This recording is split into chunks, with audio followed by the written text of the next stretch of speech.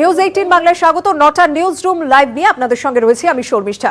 প্রথমেই ভারত চীনের সম্পর্কের দিকে নজর রাখতে হবে, কারণ প্রায় প্রত্যেক দিনই আমরা দেখছি লাদাখে লাইন অফ অ্যাকচুয়াল থেকে কিছু না কিছু আপডেট আছে। কখনো চীনা সেনার অনুপ্রবেশ রুখে দিচ্ছে ভারত, কোথাও চীনের পক্ষ থেকে অতিরিক্ত সেনা মোতায়েন করা হচ্ছে এবং যার মোকাবিলা করার জন্য দেখলাম যে ভারতের পক্ষ থেকেও প্রত্যেকটা মুহূর্তে প্রত্যেক রকম ভাবে নানান ভাবে পদক্ষেপ নেওয়া হচ্ছে, সেনা মোতায়েন করা হচ্ছে, বিশেষ ব্যবস্থা নেওয়া হচ্ছে। এই মুহূর্তে যা খবর রয়েছে, শীতেও লাদাখে সেনা মোতায়েন করছে ভারত, তৈরি হচ্ছে ভারতীয় সেনা। প্রস্তুতি দেখলো নিউজ 18 বাংলা গ্রাউন্ড জিরো থেকে। বিশেষ প্রতিবেদন আপনাদের সামনে তুলে ধরবো। আমাদের সঙ্গে অতিথিরাও রয়েছেন এই মুহূর্তে প্রাক্তন সেনাকর্তা কর্নেল কৌশিক সরকার। আমি যাব ওনার কাছে, তবে সেখানে গ্রাউন্ড জিরো ঠিক কিভাবে প্রস্তুতি চলছে, ভারতীয় সেনা সেখানে কিভাবে থাকতে চলেছে, আমাদের প্রতিনিধির বিশেষ প্রতিবেদন দেখুন। चीन की सेना ने अगर एलएसी पर रेड लाइन को क्रॉस करने की कोशिश की तो भारतीय सेना इस कदर मुंह तोड़ जवाब देगी कि चीन को अपनी हरकत पर पछताना होगा।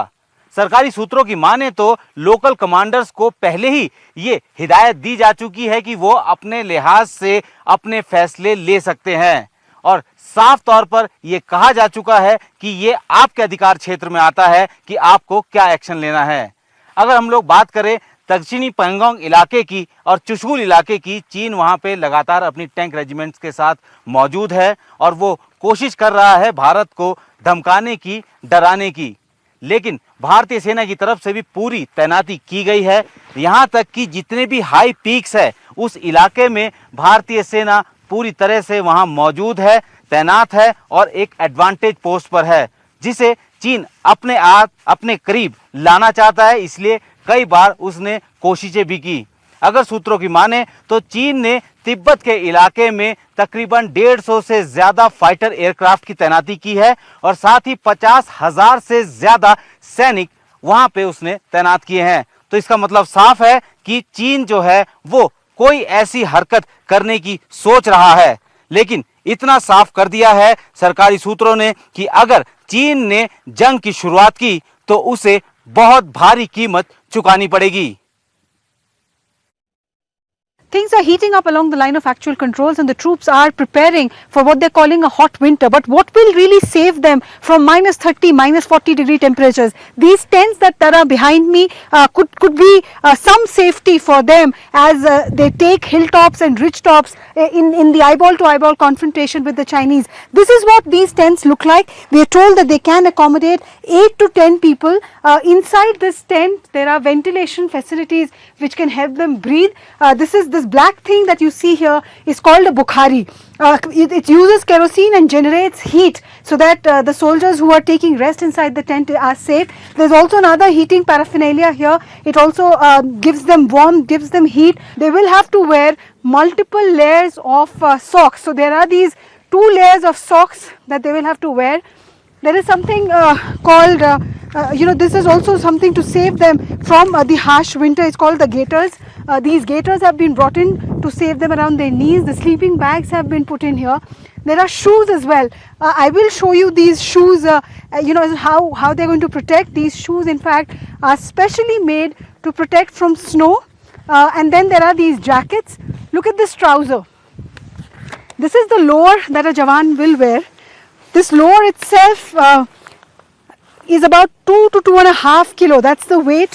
But it is also has feather inside. It's like a down jacket, the kind of material that is used. It's the same thing here. It will give warmth. This mattress will be used inside the tent. There are rucksacks. There is this poncho, again very interesting. If you see this poncho, the way it is made, it has a hood and then it just falls on you like that, which means it not only protects the soldier but also protects the gun that he is carrying. আমাদের প্রতিনিধি সন্দীপ বল এবং অরুণিমার পাঠানো প্রতিবেদন আপনাদের সামনে তুলে ধরলাম। সেখানে তো এটা পরিষ্কার হলো যে লাদাখে বা লাইন অফ অ্যাকচুয়ালে ভারতীয় সেনা ঠিক কিভাবে থাকছে এবং সেখানে থাকার কি কি প্রস্তুতি নেওয়া হচ্ছে। কিন্তু ভারতীয় সেনাকে লড়তে গেলে প্রাথমিকভাবে -40 ডিগ্রি সেলসিয়াস কিভাবে তাদের প্রস্তুতি নিতে হবে, কি কি বিষয় তাদের ভীষণভাবে দরকারি সেখানে, সেই নিয়ে আলোচনা করবো। আমাদের সঙ্গে রয়েছেন কর্নেল কৌশিক সরকার। কর্নেল সরকার, আপনার কাছে জানতে চাইবো -40 ডিগ্রি সেলসিয়াস এইখানে পরিস্থিতি বর্তমান পরিস্থিতি যেমন একটা সেনার কাছে মেন্টাল প্রেশার তৈরি করে, আবহাওয়াটাও তো একটা বিশাল বড় চ্যালেঞ্জ। কি কি প্রাথমিকভাবে দরকার ভারতীয় সেনার সেখানে? দেখুন, আবহাওয়া একটা বিরাট ফ্যাক্টর এই জায়গাতে, এবং ফাইটিংয়ের সাথে সাথে আপনাকে এনভায়রনমেন্টের সাথেও ফাইট করে যেতে হবে। এর জন্য দেখুন, আমাদের ভারতীয় ফৌজ over a period of time mountain warfare বলুন, হাই অ্যালটিটিউড ওয়ারফেয়ার বলুন, এটাতে একদম পুরোপুরিভাবে রেডি। আমাদের এটা স্পেশাল ট্রেনিং হয়, সেই ট্রেনিংয়ের অ্যাক্লিমেটাইজেশন হয়, ক্লোদিং ইউজ করা হয়, এবং এইসব জায়গা থেকে যেমন আপনাদের প্রতিনিধি বলছিলেন, বুখারি সিস্টেম আছে, কিছু কেরো হিটার্স আছে, যেগুলো এই তাঁবুর ভিতরে জায়গাটাকে গরম রাখতে খুব সুবিধা হয়। তার সাথে নিজেদের ক্লোদিংস আছে, আউটফিট আছে, পঁচো যেটা বলছিলেন আপনাদের প্রতিনিধি, সেই পঁচোটা আপনার ওয়েপেনটাকেও কভার করে, সেই সোলজারটাকেও কভার করে, যাতে কোনো রকম এনভায়রনমেন্টাল ফ্যাক্টরস থেকে আপনার ফাইটিংয়ের যে ক্যাপাবিলিটি সেটা যেন কম না হয়ে যায় কোনোভাবে। এবং তার সাথে আমাদের অ্যামিনিশনকেও সুরক্ষা রাখতে হয় বরফ থেকে, নানা রকম রেন থেকে, অনেক সময় ঠান্ডায় বৃষ্টি হয়, এই জিনিসগুলো থেকে একটু বেঁচে থাকতে হয়। তার উপরে আরেকটা আছে cold wind, which is very very মানে ডেঞ্জারাস এই এরিয়াতে, এবং যদি একটা সোলজার ঠিকমতো অ্যাক্লিমেটাইজ না করে, সে হ্যাপো বিমারিতে, যেটা হাই অ্যালটিটিউড একটা মানে লেস অক্সিজেনের জন্য যেটা অসুখ হতে হয়, সেই অসুখে অনেকে মারাও যায়।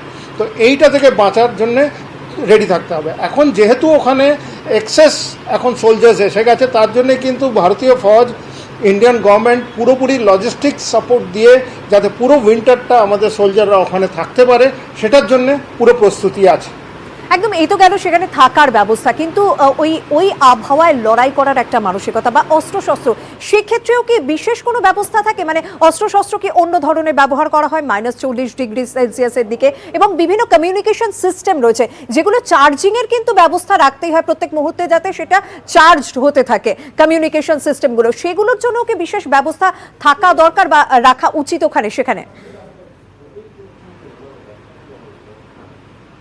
হ্যাঁ, সেটার জন্য স্পেশাল ইকুইপমেন্টস আছে, যেটা দিয়ে এই আপনাদের কমিউনিকেশন ইকুইপমেন্টটাকে ঠিক মতো যাতে সেটা কাজ করে সেই ওয়েদারে, তার জন্য স্পেশাল ইকুইপমেন্ট আছে।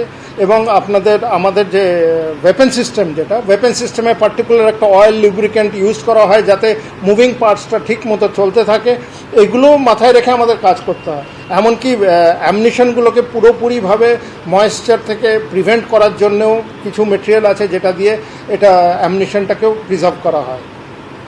একদম আপনার কাছে আসবো। এদিকে এই পরিস্থিতি যখন চলছে, তার পাশাপাশি কিন্তু আমরা দেখতে পাচ্ছি যে মস্কোয় দুদেশের বিদেশমন্ত্রী পর্যায়ের বৈঠক ইতিমধ্যে শুরু হয়ে গিয়েছে মস্কোয়, এবং সেখানে চীনের বিদেশমন্ত্রী ওয়াং লি এবং ভারতের বিদেশমন্ত্রী এস জয়শঙ্করের মধ্যে আলোচনা হয়ে গিয়েছে।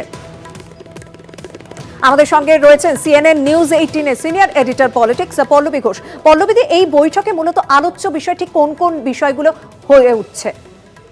সব থেকে বড় বিষয় যেটা ভারত তুলবে হচ্ছে যে এটা আনপ্রোভোকড অ্যাটাক হচ্ছে চায়না থেকে। একটা এগ্রিমেন্ট করা হয়েছিল আগে চায়না আর ইন্ডিয়ার মাঝখানটায়, যেখানে এটা বলা হয়েছিল যে দুটো সাইড রেস্ট্রেন্টটা রাখবে, কেউ কার উপরে অ্যাটাক করবে না। ইন্ডিয়া এটা দাবি রাখবে যে আমরা কোনোদিন প্রভোক করিনি, আমাদের পুরো রাইট আছে নিজেকে প্রোটেক্ট করা, কিন্তু বারবার চায়না আমাদের উপরে আনপ্রোভোকড অ্যাটাক করছে, ফায়ারিং করছে এয়ারে, আর যেটা আমাদের টেরিটরি ওখানে দখল করছে।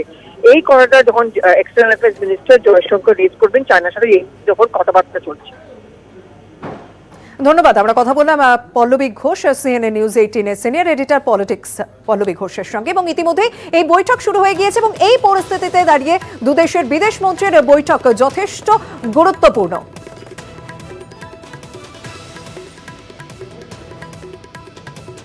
চলছে তখন সাধারণ মানুষ ভ্যাকসিনের জন্য অপেক্ষা করছে। তবে এই মুহূর্তে যা জানা যাচ্ছে, ভারতে অক্সফোর্ডে যে ভ্যাকসিনের ট্রায়াল চলছিল, সেই ট্রায়াল কিন্তু স্থগিত রাখা হয়েছে। সেরাম ইনস্টিটিউট সেই ট্রায়াল বন্ধ রেখেছে। ঠিক কি কারণে জানবো, আমাদের সঙ্গে রয়েছে নিউজ রুমে আমাদের প্রতিনিধি কৌশিক দাশগুপ্ত। কৌশিক, কি কারণে তা বন্ধ রাখা হলো?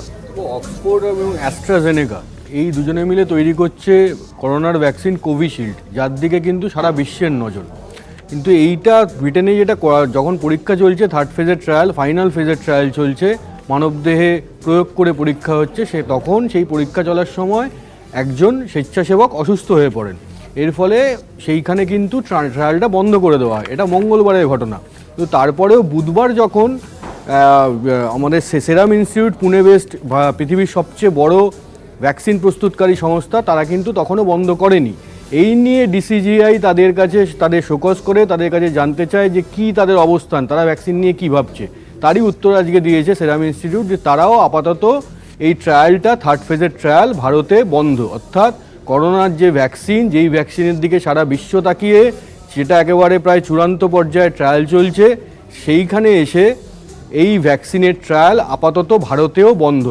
তবে অ্যাস্ট্রাজেনেকা এটা জানিয়েছে যে এই যে একজন অসুস্থ হয়ে পড়েছেন, একজন স্বেচ্ছাসেবক, এইটা কিন্তু এক অত্যন্ত নর্মাল একটা ঘটনা। মানে এই নিয়ে অতিরিক্ত চিন্তা করার কিছু নেই, এরকম ঘটেই থাকে।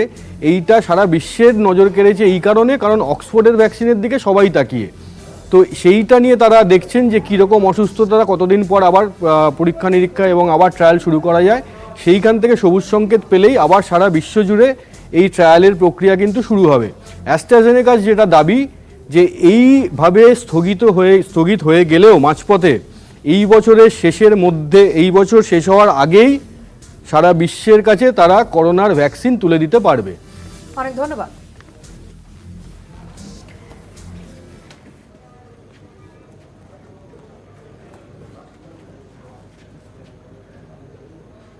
এর পাশাপাশি অন্য খবরের দিকে যে নজর রাখতে হবে যে করোনা আক্রান্ত কলকাতার পুলিশ কমিশনার অনুজ শর্মা, তিনি কয়েকদিন আগে থেকেই বাড়ি থেকে কাজ করছিলেন, হোম আইসোলেশনে রয়েছেন তিনি, চিকিৎসকের পরামর্শও নিয়েছেন তিনি, এবং যখন থেকে তিনি অসুস্থ বোধ করেন তখন থেকে তিনি বাড়ি থেকেই কাজ করছেন বলে জানিয়েছেন।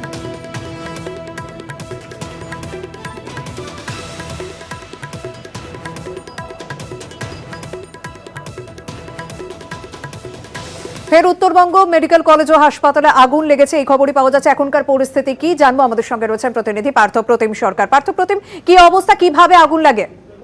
দেখো, এটা এখন খুঁজছে স্থানীয়ভাবে এটা চেষ্টা হচ্ছে, কারণ বের করার চেষ্টা করছে দমকল এবং মেডিকেল কর্তৃপক্ষ। কারণ যে ইমার্জেন্সি ওয়ার্ডে আগুন লাগে অক্সিজেনের পাইপে, এটা প্রাথমিকভাবে মেডিকেল কর্তৃপক্ষ মনে করছে যে কোনো পেশেন্ট পার্টি হয়তো গুড নাইট কয়েল, অর্থাৎ মশা তাড়ানোর জন্য গুড নাইট কয়েল সেখানে জ্বালায় এবং তার থেকে অক্সিজেনের পাইপে সেটা ছড়িয়ে পড়ে।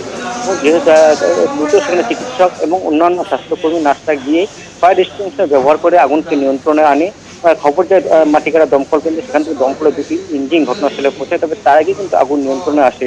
আগুন লাগার ঘটনায় স্বাভাবিকভাবেই রোগীদের মধ্যে আতঙ্ক ছড়িয়ে পড়ে, হুড়োহুড়ি পড়ে যায়। অন্যান্য যে রোগীর আত্মীয়রা, তারাও সেই ওয়ার্ডে গিয়ে পরিস্থিতির যাতে স্বাভাবিক করার চেষ্টা করে। তবে এখনো পর্যন্ত যেটা খবর, যে কোনো রকম কিন্তু ক্ষয়ক্ষতি প্রাথমিকভাবে মনে করা হচ্ছে না। ধন্যবাদ। এবার রাজ্য রাজনীতির দিকে নজর দেওয়া যাক। মুখ্যমন্ত্রী মুসলিম তোষণ করছেন, অভিযোগ করলেন ভার্চুয়াল বৈঠকে বিজেপির সর্বভারতীয় সভাপতি জেপি নাড্ডা। তিনি প্রশ্ন তুললেন যে যেদিন রাম মন্দিরে ভূমি পুজো ছিল সেদিন রাজ্যে কেন লকডাউন হলো, আর কেনই বা ঈদের দিন রাজ্যের লকডাউনের দিন পরিবর্তন হলো।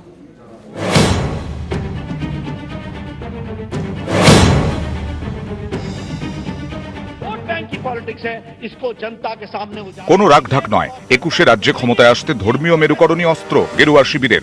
ভার্চুয়াল সভা থেকে সেই বার্তাই দিলেন বিজেপির সর্বভারতীয় সভাপতি। 5 तारीख को वेस्ट बंगाल में ममता दीदी ने लॉकडाउन लगा दी, लॉकडाउन कर दिया। करोड़ों की जो इच्छाएं थी उसको कुचलने का काम किया, उसको रोकने का काम किया। और ये अलग बात है कि 31 जुलाई को बकरीद में लॉकडाउन लिफ्ट कर लिया। ये वोट बैंक की पॉलिटिक्स, ये अपीजमेंट की पॉलिटिक्स, ये इस प्रकार की पॉलिटिक्स जिसमें तुष्टीकरण किया जाता हो, वोट बैंक की राजनीति की जाती हो और एंटी हिंदू माइंडसेट खड़ा किया जाता है, ये है ममता दीदी की राजनीति।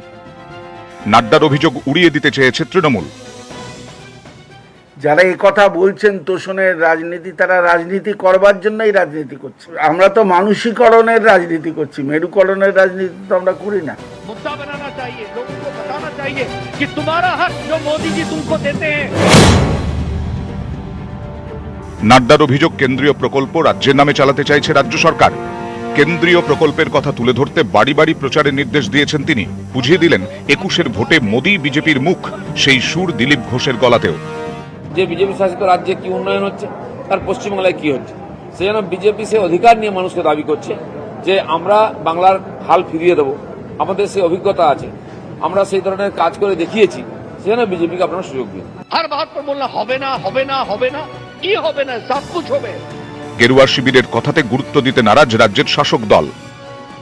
গণতন্ত্র বাঁচাও বাংলা বাঁচাও বলে মুখে যে আওয়াজই তুলুক না কেন বিজেপি, 2021-এর বিধানসভা নির্বাচনে ধর্মীয় মেরুকরণই যে বিজেপির অন্যতম তাস, অন্যতম হাতিয়ার হতে চলেছে, আজ জেপি নাড্ডার বক্তব্য থেকে একেবারে তা স্পষ্ট হয়ে গেল। ক্যামেরায় মানস ঘোষালের সঙ্গে অরূপ দত্ত, নিউজ 18 বাংলা, কলকাতা। রাজ্যে জঙ্গলরাজ চলছে, গণতন্ত্র বলে কিছুই নেই। রাজ্যের আইন শৃঙ্খলা নিয়ে ভার্চুয়াল বৈঠক থেকে প্রশ্ন তুললেন বিজেপির সর্বভারতীয় সভাপতি জেপি নাড্ডা। বেজে গেছে 21-এর দামামা, তৃণমূলের বিরুদ্ধে বিজেপির সুর সপ্তমে। 100 से ज्यादा कार्यकर्ता मारे गए हैं, ये जंगल राज नहीं तो और क्या है। 100 से ज्यादा कार्यकर्ता, दुख होता है। और ये जो अपने आप को डेमोक्रेसी के चैंपियंस कहते हैं, इनकी आवाज नहीं निकलती इन बातों पर। বিজেপির অস্ত্র আইন শৃঙ্খলার অবনতির অভিযোগ, নাড্ডা হাতিয়ার করলেন বিশ্বভারতী কাণ্ডকে। विश्व भारती स्कूल में क्या हो रहा है वहां? रविंद्रनाथ टैगोर जी की भी आत्मा आज रोती होगी। लैंड माफिया और टीएमसी के कार्यकर्ता वहां भू माफिया के साथ मिलकर के राजनीति को चलाने का और चमकाने की कोशिश करते हैं। নাড্ডার অভিযোগ, কেন্দ্রের প্রকল্পগুলি পশ্চিমবঙ্গ সরকার নিজেদের নামে চালানোর চেষ্টা করছে। और तो और छोड़िए, प्रधानमंत्री आवास योजना को नाम बदल दिया, बांग्लार आवास योजना बना दी। पैसा मोदी जी दे, केंद्र सरकार दे, लेकिन ठप्पा अपना लगाने की कोशिश। পাল্টা জবাব দিয়েছে তৃণমূল। আমরা তো মানসিকরণের রাজনীতি করছি, মেরুকরণের রাজনীতি তো আমরা করি না। গণতন্ত্র যা প্রতিষ্ঠিত, সেই প্রতিষ্ঠিত রাজনীতির মধ্যে গণতন্ত্রকে যারা বলছেন গণতন্ত্র নেই, তারাই সংবিধানকে ধ্বংস করছেন, গণতন্ত্রকে শেষ করবার চেষ্টা করছেন। ভোট যত এগিয়ে আসছে, রাজনৈতিক জমি দখলে ততই পারদ চড়ছে। মুখোমুখি সংঘাতে তৃণমূল বিজেপি, কেউ কাউকে 1 ইঞ্চি জমি ছাড়ছে না। নিউজ 18 বাংলা। এদিকে বিজেপির রাজ্য কমিটিতে এবার বৈশাখী বন্দ্যোপাধ্যায়, শোভন চট্টোপাধ্যায়ের মতো তাকেও বিজেপির স্থায়ী আমন্ত্রিত সদস্যের পদ দেওয়া হয়েছে। কাননের মন পেতে কি বৈশাখী বন্দ্যোপাধ্যায়কে গুরুত্ব দেওয়া হচ্ছে, এই প্রশ্ন উঠছে। তবে মানতে নারাজ বিজেপি এবং বৈশাখী। দলে যোগ দিলেও পদ মিলছিল না। বছর ঘুরলেও বিজেপিতে কার্যত নিষ্ক্রিয়ই ছিলেন শোভন বৈশাখী। সক্রিয় করার নানা চেষ্টা করলেও কাজের কাজ কিছুই হয়নি। শেষমেশ মঙ্গলবার রাজ্য কমিটিতে স্থায়ী আমন্ত্রিত সদস্য হিসেবে জায়গা দেওয়া হয় শোভন চট্টোপাধ্যায়কে। বৃহস্পতিবার স্থায়ী আমন্ত্রিত সদস্য হিসেবে রাজ্য কমিটিতে বৈশাখী বন্দ্যোপাধ্যায়। বৈশাখীর এই অন্তর্ভুক্তি নিয়ে বিস্তর নাটক। সূত্রের খবর, রাজ্য কমিটির স্থায়ী আমন্ত্রিত সদস্যের যে তালিকা মঙ্গলবার প্রকাশিত হয়, তাতে বৈশাখীর নাম না থাকায় শোভন ক্ষুব্ধ হন। একথা বিজেপি শীর্ষ নেতৃত্বের কানে পৌঁছয়। পরিস্থিতি জটিল হতে শুরু করে। সূত্রের খবর, এরপরই ড্যামেজ কন্ট্রোলে নামেন বিজেপির কেন্দ্রীয় নেতারা। কাননকে হাতে রাখতে বৈশাখীকে গুরুত্ব দেওয়া প্রয়োজন, রাজ্য নেতৃত্বকে বোঝান কেন্দ্রীয় নেতারা। এরপরই কাহানি মে টুইস্ট। সূত্রের খবর, কাননকে ঠান্ডা করতে তড়িঘড়ি রাজ্য কমিটিতে আনা হয় বৈশাখীকে। যদিও বঙ্গ বিজেপি এসব প্রকাশ্যে মানতে রাজি নয়। এরা রাজ্য কমিটিতে আসছেন, এদের নাম ঘোষণা হয়ে যাবে। অলরেডি তারা মিটিংয়ে আছেন। কোনো ব্যক্তি হিসাবে কোনো বিশেষ নয়, কোনো প্রশ্নের উত্তর নয়। পার্টি যেটা ঠিক করেছে ওটাই শেষ। কোনো ব্যক্তির জন্য আলাদা কোনো জায়গা বিজেপিতে নাই। আমার কাছে ক্লিয়ার ছিল না যে আমাকে কেন ডাকা হয়েছে, কিন্তু পরবর্তীকালে আজকে বেলার দিকে যখন শুনলাম যে আমাকে অন্তর্ভুক্ত করেছেন, হয়তো সেই কারণেই, এটা যেহেতু ওনাদের মাথায় ছিল অন্তর্ভুক্ত করা হবে, হয়তো সেই কারণে লিঙ্কটা পাঠিয়েছে। শোভন বাবুর ক্ষেত্রে প্রতিষ্ঠিত একজন নাম, উনি ওনার কারণে আমন্ত্রণ পেয়েছেন, আমি নিশ্চয়ই আমার কারণে আমন্ত্রণ পেয়েছি। পর্যবেক্ষকদের একাংশের মতে, বৈশাখী বা বিজেপি নেতৃত্ব অস্বীকার করলেও ঘটনাক্রম কিন্তু অন্য কথা বলছে। মঙ্গলবার তালিকা প্রকাশ, শোভনের গোসা, বুধবার রাতের মধ্যেই শোভনের পাশাপাশি বৈশাখীর কাছেও পৌঁছে যায় বিজেপির রাজ্য কমিটির বৈঠকে যোগ দেওয়ার ভার্চুয়াল লিঙ্ক। তাহলে কি বিধানসভা ভোটের আগে এবার বিজেপিতে সক্রিয় ভূমিকায় দেখা যাবে শোভন বৈশাখীকে? আমি কৃতজ্ঞ যে আমাকে এই স্টেট এক্সিকিউটিভ কমিটির সদস্য হিসেবে ওনারা নিয়েছে। 2021-এ ভোট, 20-তেই ভোটের ঢাকে কাঠি। এ সময় সবাইকে সঙ্গে নিয়ে ঝাঁপাতে চাইছে বিজেপি। তাই বৈশাখীকে গুরুত্ব দিয়ে শোভনকে বার্তা, এমনটাই মত রাজনৈতিক মহলের একাংশের। অরূপ দত্ত, সোমরাজ বন্দ্যোপাধ্যায়, নিউজ 18 বাংলা। রাজ্য রাজনীতিতে তিনি কট্টর তৃণমূল বিরোধী, আর আজ প্রদেশ কংগ্রেসের দায়িত্ব নেওয়ার পরই বাম কংগ্রেসের জোটের পক্ষে সওয়াল করলেন অধীর চৌধুরী, যা স্বাগত জানালো সিপিএম, যদি এই বিষয়টিকে গুরুত্ব দিতে নারাজ তৃণমূল এবং বিজেপি।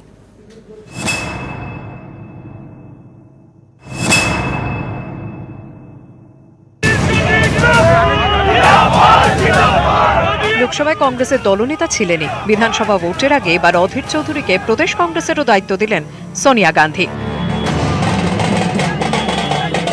দ্বিতীয়বারের জন্য প্রদেশ কংগ্রেসের সভাপতির কুর্সিতে বহরমপুরের সাংসদ। রাজনৈতিক বিশ্লেষকরা বলছেন অধীরকে বাংলার দায়িত্বে ফিরিয়ে সোনিয়া একাধিক বার্তা দিতে চাইলেন। কেন্দ্রে মোদী বিরোধিতার অন্যতম মুখ অধীর চৌধুরী, রাজ্যে কট্টর তৃণমূল বিরোধী হিসেবে পরিচিত। প্রথমবার প্রদেশ সভাপতি থাকার সময় বাম কংগ্রেস সমঝোতার সলতে পাকান অধীর। অধীরের উদ্যোগেই 2016 বিধানসভা ভোটে একজোট হয় হাত হাতুড়ি। কেন্দ্রে বিজেপির মোকাবিলায় তৃণমূল নেত্রী মমতা বন্দ্যোপাধ্যায়কে নানা ক্ষেত্রে পাশে নিয়ে চলছেন সোনিয়া গান্ধী। কিন্তু রাজ্য রাজনীতির অঙ্কে কংগ্রেস ও তৃণমূল প্রতিপক্ষ।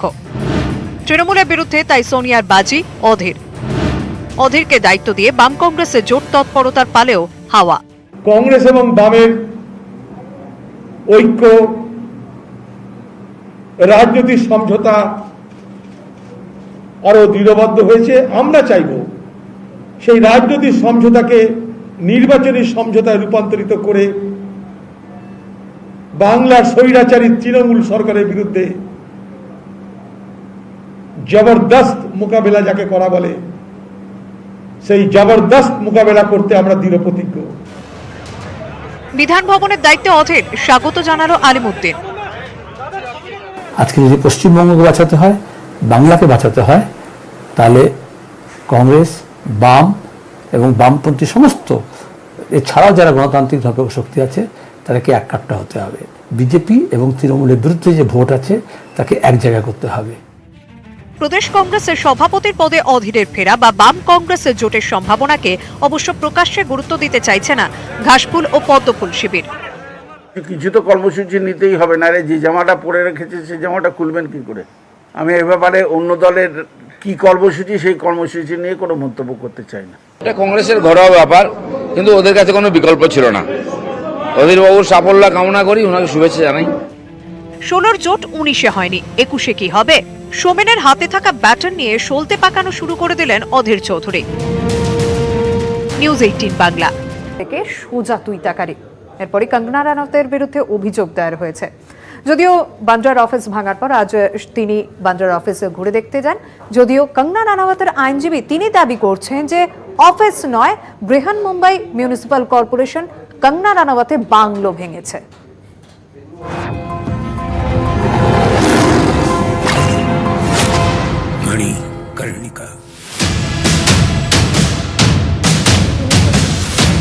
রনং দেহি রানাওয়াত বুধবার শিবসেনা পরিচালিত বৃহন মুম্বাই পুরসভা তার অফিস ভাঙতেই মহারাষ্ট্রের মুখ্যমন্ত্রীকে একেবারে তুইতাকারি। उद्धव ठाकरे, तुझे क्या लगता है कि तूने फिल्म माफिया के साथ मिलके मेरा घर तोड़ के मुझसे बहुत बड़ा बदला लिया है? आज मेरा घर टूटा है, कल तेरा घमंड टूटेगा। মুখ্যমন্ত্রীর বিরুদ্ধে খারাপ শব্দ ব্যবহারের অভিযোগ, একই সঙ্গে কাশ্মীরি পণ্ডিতদের অবমাননার অভিযোগ। और आज मैं इस देश को वचन देती हूँ कि मैं सिर्फ अयोध्या पे ही नहीं, कश्मीर पे भी एक फिल्म बनाऊंगी। এইসব মন্তব্যের জন্য কঙ্গনার বিরুদ্ধে মুম্বাই পুলিশের জোড়া অভিযোগ দেয়। তবে আইনি যুদ্ধে আপাতত স্বস্তিতে জাতীয় পুরস্কারপ্রাপ্ত বড়ি অভিনেতা। বৃহস্পতিবার কঙ্গনার অফিস ভাঙার মামলা শুনানি ফের স্থগিত রাখল বোম্বে হাইকোর্ট। 22শে সেপ্টেম্বর মামলার পরবর্তী শুনানি। অর্থাৎ 22 সেপ্টেম্বর পর্যন্ত কঙ্গনার অফিস ভাঙতে পারবে না বিএমসি। বৃহস্পতিবার বিকেলে পালি হিলসে নিজের অফিসে যান কঙ্গনা, সঙ্গে বোন রঙ্গোলি।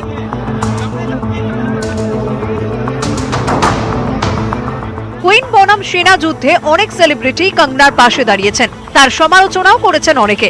তবে এদিন কঙ্গনাকে সরাসরি স্বাধীনতা সংগ্রামী ভগৎ সিং এর সঙ্গে তুলনা করে বসলেন দক্ষিণ স্টার বিশাল। টুইটে কঙ্গনার লড়াইকে কুর্নিশ করেন অভিনেতা। তবে অনেক সেলেবি জল মেপে চলছেন। দিয়া মির্জা টুইট করে কঙ্গনার